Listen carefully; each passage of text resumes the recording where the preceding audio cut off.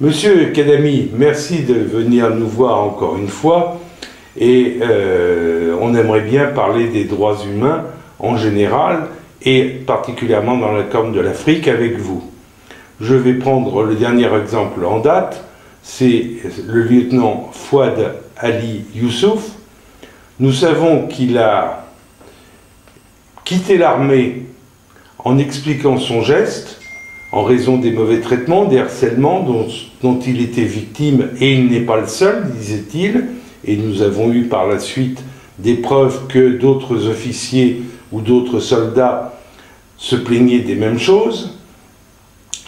Il a demandé l'asile en Éthiopie, il s'est réfugié en Éthiopie, et là, voilà qu'il est à Djibouti, qu'on nous dit, on n'a pas de preuves personne n'a pu le voir apparemment, qu'il a été gravement torturé et qu'il est incarcéré dans la cellule la plus terrible, dans un confort absolument inimaginable, c'est-à-dire que c'est, je crois, 2 mètres carrés, sans eau et sans hygiène. Alors, nous sommes étonnés que l'Éthiopie, qui est un pays qui affiche officiellement les droits de l'homme, qui est dirigé par un Premier ministre qui a eu le prix Nobel de la paix, c'est pas rien, est extradé, parce que c'est forcément comme cela, vers Djibouti, ce lieutenant. Merci. Je vous remercie encore une fois, parce que chaque fois que nous voulons nous exprimer sur le droit humain, vous étiez présents.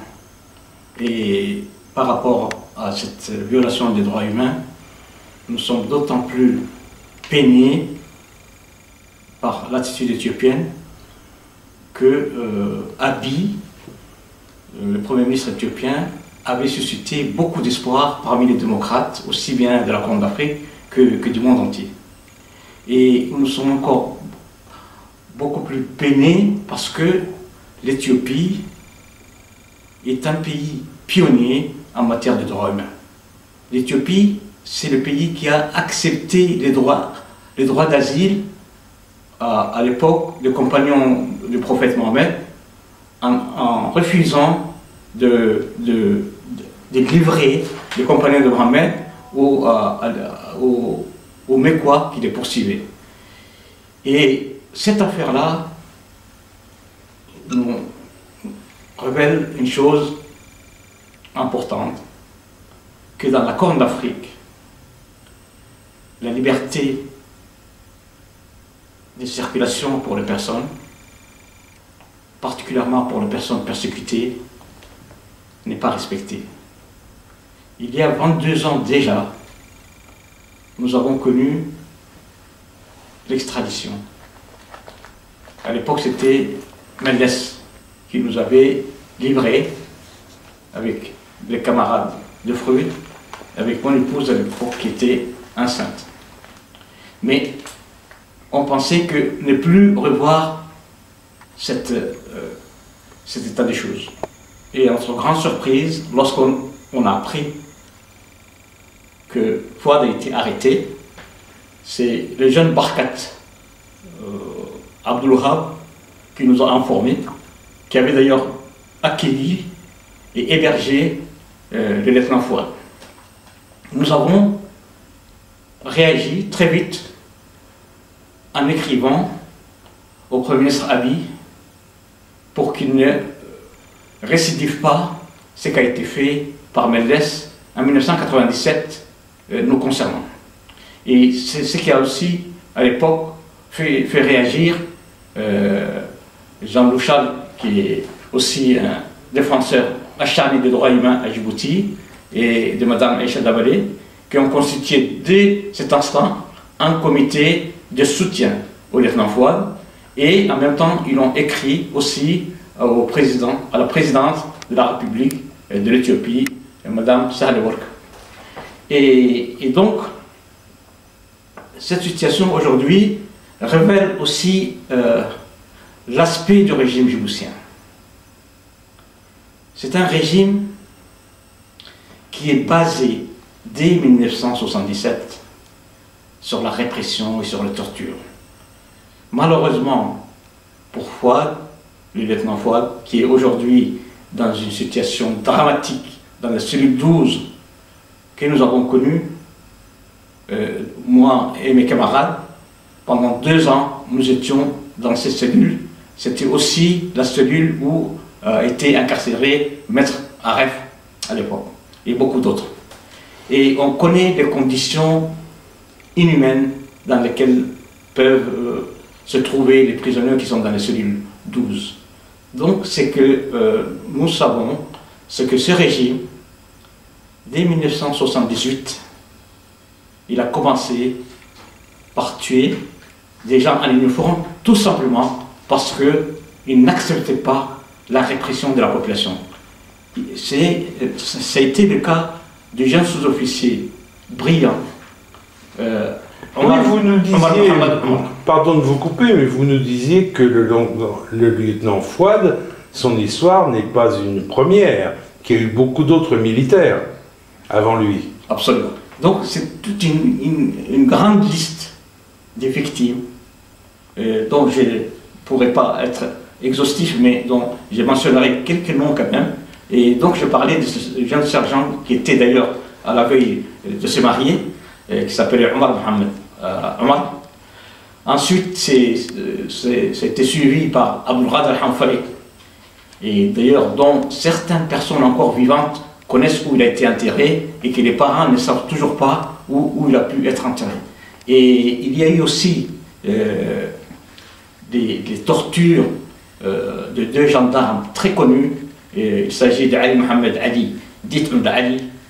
Il s'agit aussi de Ahmed El-Tasso, qui est aujourd'hui décédé. Et donc, oui, je vois que, pardon de vous couper, mais le temps avance, la liste est longue. Qu'est-ce que, pour vous, les droits humains, qu'est-ce que ça veut dire dans le monde entier et dans la Corne de l'Afrique et à Djibouti? Ça veut dire quoi? Avant de répondre à cette question précise, je voudrais quand même mentionner 3 personnes qui me paraissent très importantes, qui ont été liquidées par l'escadron de la mort qui se trouve au sein de l'armée. C'est Al-Loïta Mohamed, il s'agit de Abou Bakr Yacoub, et il s'agit aussi de Mohamed Mohamed, qui a été tué le 18 décembre à Al-Hiba, lorsqu'il s'est interposé entre les troupes qui massacraient la population civile et la population civile, et qui est aujourd'hui un héros pour pas mal de gens. Et donc, pour nous, la question des droits humains, c'est quelque chose d'universel. La question des droits humains, c'est quelque chose de sérieux. Ce n'est pas l'apanage d'un groupe ou d'un autre groupe. La question des droits humains, c'est il faut défendre les droits humains au-delà de sa famille ou au-delà même de ses proches. Je pense que, personnellement, moi j'étais responsable de centre d'information sur Djibouti, et entre 1977 et même jusqu'à dans les années 80, 85, 86, j'ai eu tous les, enfin, pas tout peut-être, mais beaucoup de victimes qui ont été torturées. D'ailleurs à l'époque, on a visé Amnesty International qui à plusieurs reprises nous ont aidés pour dénoncer, y compris à l'époque des arrestations de Maître Aref et de Ali Aref Bourhan. Et donc il y a eu beaucoup de tortures pendant toutes ces années-là. Et il y a un proverbe chez nous qui dit: si vous avez réagi le jour où on a tué votre chien, on n'aurait pas tué votre fils. Et donc, dès le début, je crois que tout le monde devait dénoncer ces tortures, parce qu'un homme qui est torturé, lorsqu'un homme est torturé, c'est comme si toute l'humanité est torturée. Et c'est la raison pour laquelle aujourd'hui nous disons il faut libérer le lieutenant Fouad, ce jeune homme.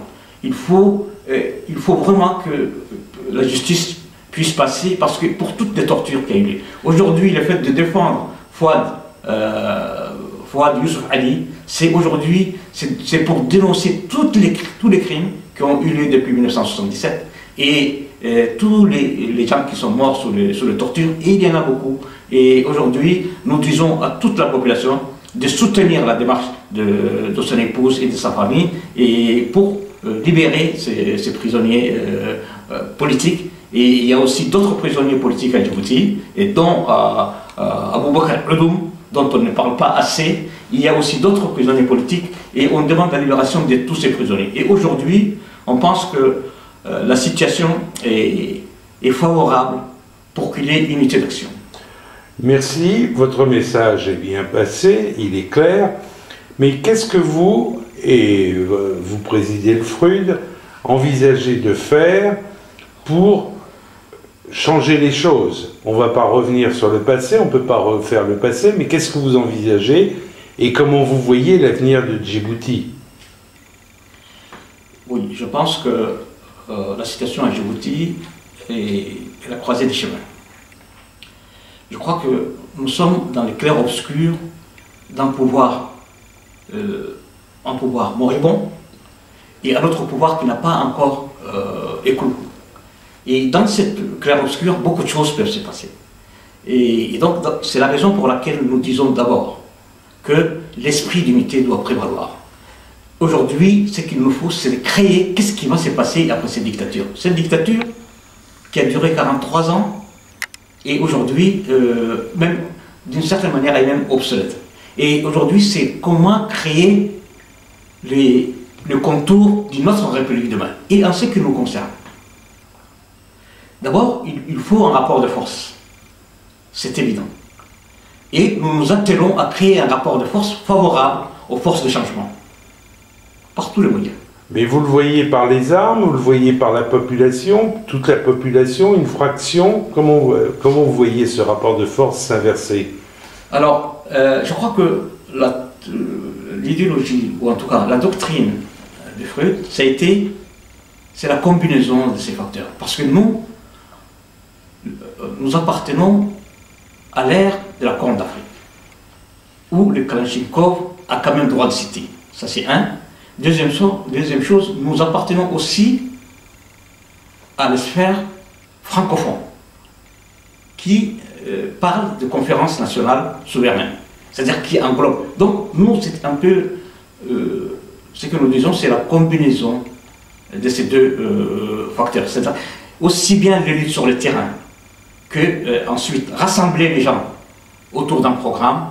Je pense que c'est des luttes multiformes. À Djibouti, on ne peut pas éviter tel aspect de la lutte, parce que la lutte, par exemple, devient légitime à partir du moment où, en face de vous, vous n'avez que des gens qui connaissent la force. Très bien, ça, nous l'avons compris. Nous savons que le FRUD ne prêche pas forcément la lutte armée, mais qu'il estime que c'est un moyen. Mais est-ce que vous pensez pouvoir impliquer l'ensemble de la population? Nous savons qu'il y a des différences à Djibouti entre des groupes et d'autres groupes. Vous pensez pouvoir entraîner avec vous l'ensemble de la population? Je crois qu'aujourd'hui, l'ensemble de la population est touchée par ce régime. Aujourd'hui, pendant des années, c'était la marginalisation d'une partie de la population du nord et du sud-ouest, et qui sont toujours sous les blocus, mais aujourd'hui, l'ensemble de la population est touchée. Et aujourd'hui, la situation nous semble mûre pour amorcer une union. Une union pour le lendemain, pour demain. Comment faire après le départ de cette dictature? Et aujourd'hui, nous avons déjà amorcé au niveau de Bourget, au niveau de l'appel de Bourget, qu'il nous faut une transition politique auquel ont adhéré presque toutes les forces politiques djiboutiennes, même sociétés civiles, toutes les personnalités ont adhéré à cette démarche. Aujourd'hui, il faut concrétiser cette démarche-là en créant effectivement ces rapports de force et politiquement en créant ces consensus pour qu'on puisse, le moment venu, qu'il n'y ait pas des chaos comme à côté de notre pays, pour pouvoir maîtriser ce changement. Donc si j'ai bien compris, vous prenez le fait qu'il y ait une alliance et le FRUD ne sera pas forcément le leader, mais sera une partie prenante de cette alliance, sera une composante. On sera une composante importante sûrement, et donc, mais nous sommes convaincus que c'est ensemble qu'on pourra se débarrasser de ce régime, et c'est ensemble qu'on pourra créer les conditions d'une nouvelle république et d'un véritable changement. Bien, merci. Merci à vous. Merci.